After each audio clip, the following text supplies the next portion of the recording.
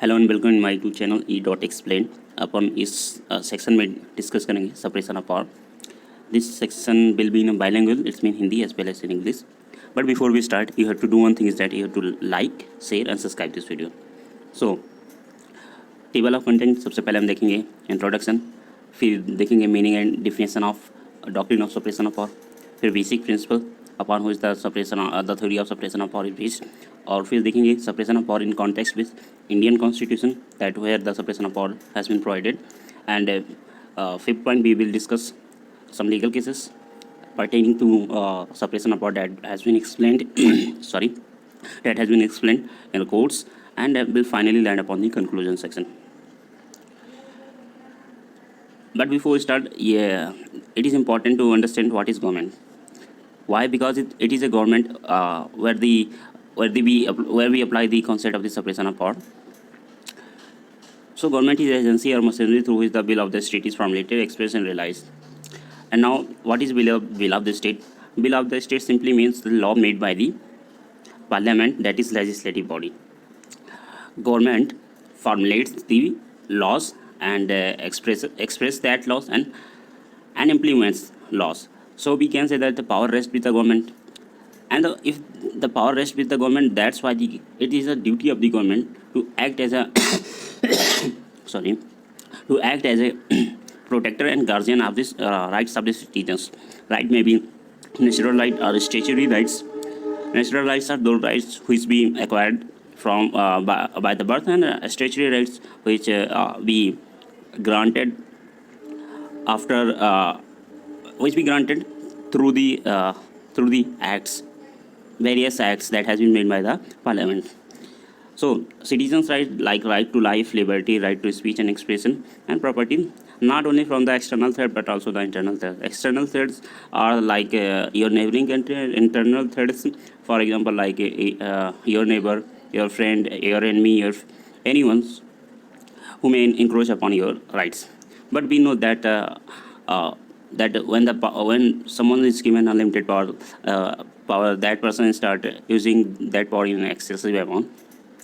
In that difference on quotation is often used that power corrupts and absolute power corrupts absolutely. If someone given absolute power, he might use that power in an absolute manner. So that the principle that the power corrupt and absolute power corrupt are absolutely not applicable to the man only, but also applicable to institution. It may be private or sorry, private or public institution. Public institutions mean governments. The concentration of power and authority degenerates into corruption, abuse of power, and finally turns into the tyranny, that is autocratic. And we know that the function of the state are performed through the three branches that what we call three pillars of the state is legislative, executive, and judiciary. All three branches have its own importance into their space, and these branches shall be independent, and no one branch should try to encroach the realms of the other branch, like executive sorry, like executive shall not override or control or intervene in the working of the legislative or judiciary body. Similarly, judiciary shall not hamper the process and procedural rules of the legislative and executive body, and so forth. Now, the meaning and definition of doctrine of separation of power. We know that the state, every state of government has a three pillars, what we call LEJ, that is legislative, executive, judiciary. And according to Montesquieu, that what the Montesquieu has said, that the separation of power of the organ of the government should be separated from each other.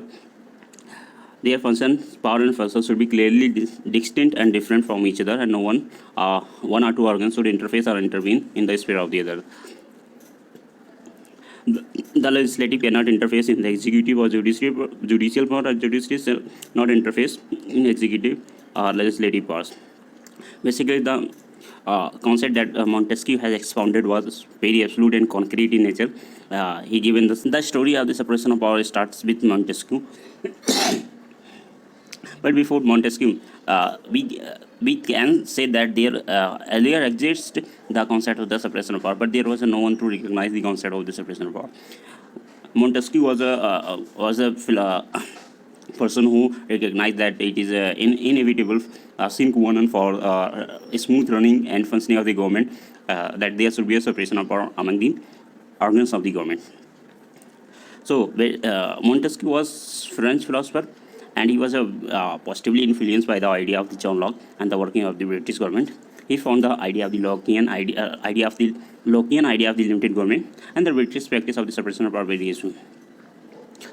And he was not angry and not can say negatively influenced by the French government under the King Louis XIV, where the power was centralized and the king was oppressive in it, and the people living in a despotic condition, not enjoying their liberty. So, what the Lockean idea about the limited government is, here I am going to tell. Basically, John Locke was a British philosopher. He was a British philosopher,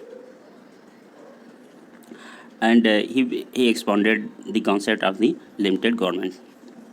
In limited government, there was a contract between citizens and government.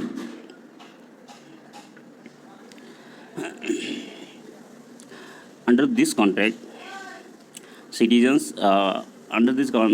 has transferred their rights to the governments, except three rights: right to life, liberty, and property.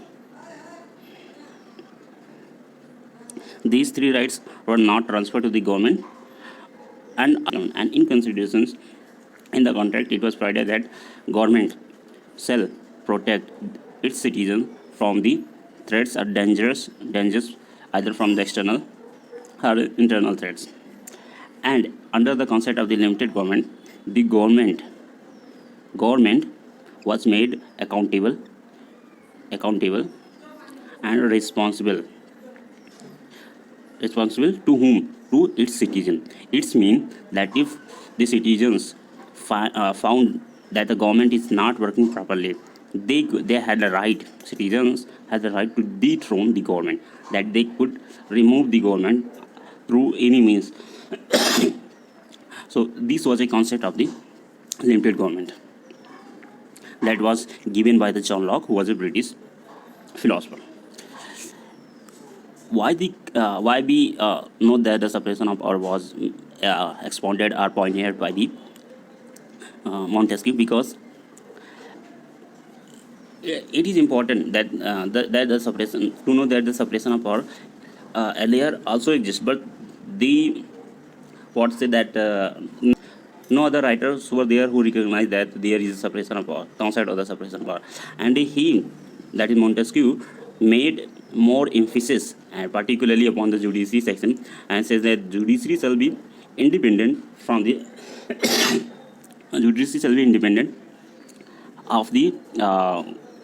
of the other branches of the government, so that it could act independently and give decisive decisions to the citizens as well as the government. And he accorded the doctrine as a more important position than the most previous writers did. However, the influence of the Montesquieu cannot be ascribed to his originality in this respect, but rather the time and manner and the timing of the doctrines of developments in his hand. Now, Zittel was a philosopher who defines separation of power in its own words as such that the theory that the function of the government should be performed by the different bodies of the person. Different bodies of the person here mean that legislative, executive, judiciary, and each department shall be limited to its own sphere of action. That legislative shall not intervene these spheres of the judiciary and executive, and executive shall not intervene the working of the other two organs, and so without encroaching upon the others, that it shall be independent. It should be independent, that the sphere of the power spheres called the theory of the separation of power. As earlier mentioned, that separation of power originated with Baron de Montesquieu, and he was a French philosopher. He used the word separation of power in his book Esprit de Lois, what we call the Spirit of Law, written in 1748. He wrote that every state, means here the states denotes that every nation, country, in every state there should be a there are the three kind of the powers. Three kinds of the powers, what we know the three pillars of the state: legislative, the power executing, and he is defining the function of the legislative body. The power executing matter falls within the law of the nation, that under the ambit of the legislative body, the matter that falls in the realm of the legislative body is the law of the nation, and the power executive matter fall within the civil law, though, through the first, the prince of the magistrate. Prince of the magistrate at that time was the body, or say legislative body, which makes the law, repeals and amends the law. Sorry. The prince of the magistrate makes the law of the time being for all the times, amend, repeal those previously made. The second known as executive body, through its, he said that executive body makes war, declare peace, sends and receives ambassadors of the other nations, establish order. That establish order here means that they implements the laws that made by the legislative body and prevent invasions. Through the third, that is judicial body, the punishes crimes and judges the dispute of individual as well as between the state, between the individual and the state. Now, what are the principles upon which the separation of the power is based? The first is that there should be no concentration of the power. Under the theory of the separation of power, it is important that the power should not be concentrated into one body or a group of body. It should be distributed among the bodies, so that the smooth functioning and harmonic implementations of the what we say that harmonic implementation of the power can be exercised, and there should be a demarcation of the powers and the scopes of the function. Because it is said that if the power is centralized into one body, it could be turned into autocratic, and that is could turn into tyranny. The second is said that there should be a diffusion of power, that some powers shall be vested in some powers of the executive shall be vested in judiciary and legislative body, and some powers of the legislative shall be vested in executive and judiciary, and as so.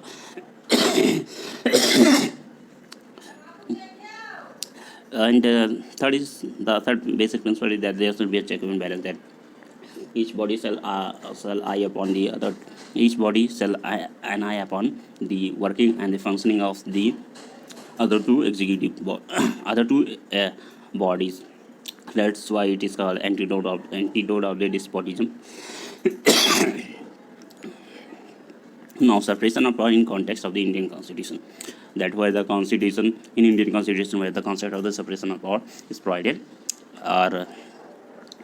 So, in Indian Constitution, the doctrine of separation of power is ostensibly not mentioned in Indian Constitution, as the case of the US, UK, France, etc. But India, but from the various provisions, it can be inferred that there is a separation of power to some extent, diffusion, but not in absolute form.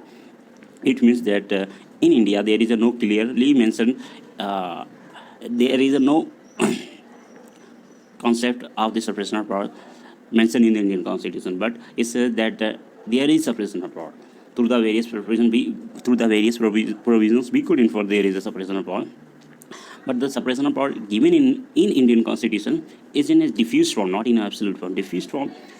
Here we can understand that under some situations, the legislative body works as an executive body. So the legislative body is not independent itself. Like judiciary is independent of the other two bodies. But in India, the legislative body sometimes works as the executive body. So we can say that in India there is no absolute form of the separation of power. Here we are going to look the various provisions where we can say there is a separation of power. Part 4 of the Indian Constitution under Directive Principle of the State (DPSP) of Indian Constitution clearly laid down that under Article 50, the separation of judiciary from the executive. This said that that executive shall be separated from the executive, and it is a duty of the state to take necessary steps to separate the judiciary from the executive body. Under the Article 122 and 212 provides that the power of the Parliament as the state legislature, that the proceedings and action both cannot be subject to legal proceedings in any court. Means that any action taken by the MLA MPs in Parliament or state legislature, one cannot bring a legal suit for them against the Parliament into any court. This article recognizes the independence and immunity of the legislative organ from the other two bodies, that is executive and judiciary. Under Article 15, we have seen that judiciary is independent of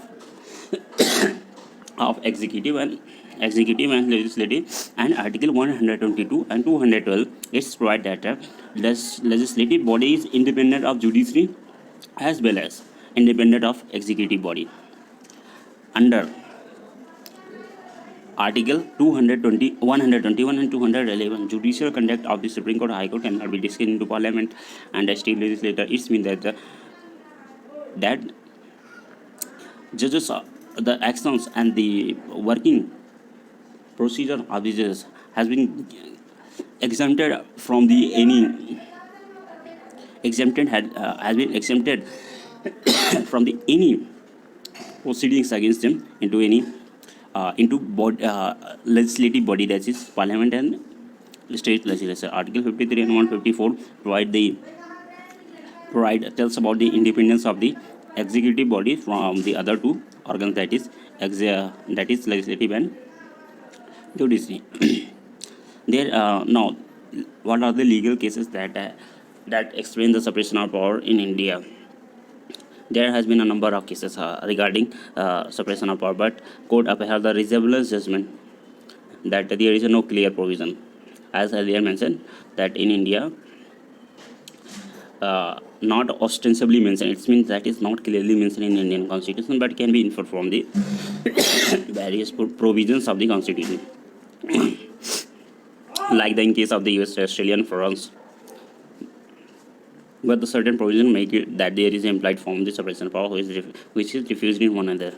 In case Chandra Mohan versus State of UP, Supreme Court held that the Indian Constitution, though it does not accept the strict provide for the independent judiciary in the state, but at the time the direct control of the executive in it is a common knowledge that the pre-independence India, there has been a strong agitation that judiciary should be separated from the executive, and that the agitation was based upon the assumption that unless they are separated, the independence of the judiciary at the power level will be a mockery. In Udaram Sharma versus Union of India, Supreme Court held that the American doctrine of well-defined American doctrine of separation of power has no application in India. In case 1 and Bharati versus State of Kerala, Justice Sikri has ordered that separation of power between the among the bodies legislative executive is a part of the basic structure of the Indian Constitution, and it cannot be destroyed by any form of the amendment. In case Srimati Indira Gandhi Nehru versus Randaran, Justice Y.B. Chund held that American Constitution provides rigid form of this separation of power among its body, judicial executive and legislative. But it is essential the principle of the Constitution power entrusted one entrusted to department should not be exercised by the another department. The Australian Constitution follows the same pattern of the distribution of the power, but unlike the Indian Constitution does not expressly provide for the separation of power, and Justice Y.B. Chanchud said that it is not a magic formula for keeping the organ of the state within the strict confines of their function. Henceforth, from the above discussion, we can say that the separation of power among the organ is indispensable for the smooth running of the machinery of the government, as well as protection of the individual's right and liberty and life. So, from the tyranny and arbitrariness of any person on our body. So we can conclude that the separation of power in absolute form is impracticable. It means it cannot be practiced. Practice if the separation of power is in absolute nature. That is, separation of power must be in a diffused form, and it would be a like a, if it said that if there is a separation of power in absolute nature, it would be like a watertight compartmentalism of executive, judiciary, and legislative body. In modern world, even USA, India, and France does not have absolute form of the separation of power. Therefore, it is very necessary for the three organs to have the mutual cooperation, diffusion of powers, function and check and balance, and no concentration of the power in the one hand. So, separation of powers in absolute form mean that if it is a legislative, judiciary, and executive, their powers shall be demarcated. Absolute form, it means that the legislative body shall not intervene in the working of the judicial, and judiciary shall not, as well as in executive body, and judiciary shall not intervene in legislative and executive body, and executive shall not intervene legislative and judicial body. This is a absolute form, the separation of power. What here it has been referred as watertight compartmentalism. So this was a concept all about the separation of power, and it's time to say goodbye. Till for like, share, and subscribe our video. Thank you.